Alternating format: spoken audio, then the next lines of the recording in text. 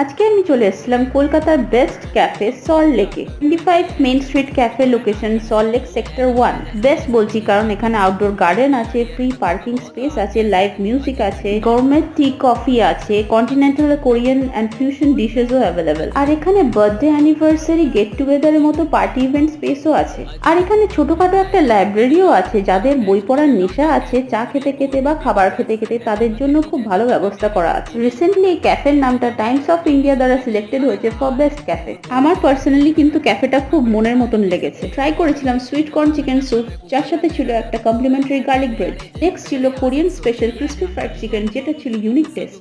সেখানে ট্রাই করেছিলাম cascara coffee. Cascara অর্থ হলো স্প্যানিশ ভাষায় খোসা বা চামড়া।